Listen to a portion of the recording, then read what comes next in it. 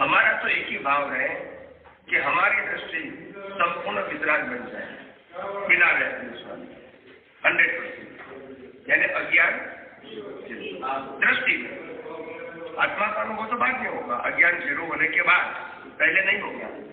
मगर उसके साथ पहले अभी 10% कमी है, इसीलिए ये भी भावना होती है कि जब तक मेरे को मनुष्य भाव मिले तब तक लोगों को मैं विज्ञान समझाता है।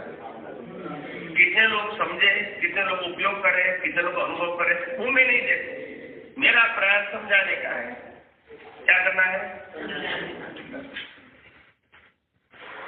ये बाह्य प्रयास की बात है, आप समझे ना? बाह्य जीवन की बात है, और अंदर का जीवन तो पूर्ण वितराग, आप समझे? तो दोनों पैरेलल रहेंगे। जहां तक अज्ञान जीरो नहीं हुआ है वहां तक दोनों पैरेलल रहेंगे, आप समझे?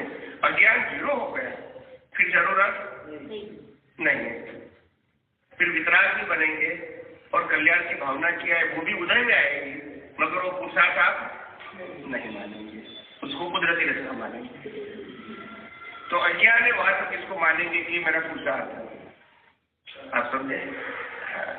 निमित्त बोलते हैं, निमित्त समझते हैं, मगर अज्ञान का हिस्सा है तब तक 100% इससे अलग रह सकता है,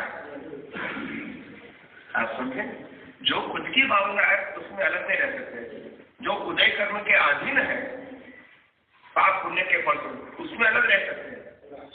मगर जो लोगों को विज्ञान प्राप्त हो गए, मुक्ति का विज्ञान, वितरागों का विज्ञान, सनातन विज्ञान प्राप्त हो गए, ये जब भावना उदय में भी है और पुरुषार्थ में भी है, आप समझ रहे?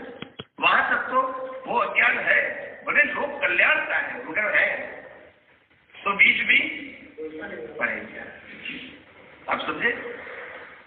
और लास्ट वर्ष में जब केवल दर्शन होने के बाद, बीच तो पड़ गए केवल दर्शन होने से पहले, मगर बाद में केवल दर्शन हो गया तो कल्याण की भावना उदय में रहे, पुरुषार्थ में हमारे उदय में भी है और भैया आप दोनों जाके इतना तीर्थंकरों को पुरुषार्थ में उदय में है, जगत कल्याण की भावना है, पुरुषार्थ में तब तो मुक्त में जाएंगे। अगर पुरुषार्थ करेंगे तो फिर बीच, तो विज्ञान तो सबके लिए एक ही रहेगा ना भैया, क्योंकि आप समझो जब केवल दर्शन का मतलब क्या है? अज्ञान जीरो। अज्ञान जीरो का मतलब क्या है? दुनिया की सभी अवस्थाओं की वैल्यू, तो धीरे धीरे भाव करेगा, करेगा, आप समझो? केवल दर्शन का मतलब आत्मा के अलावा सब कुछ की वैल्यू जीरो, इसीलिए आप समझो जीरो डी वैल्यू नहीं है।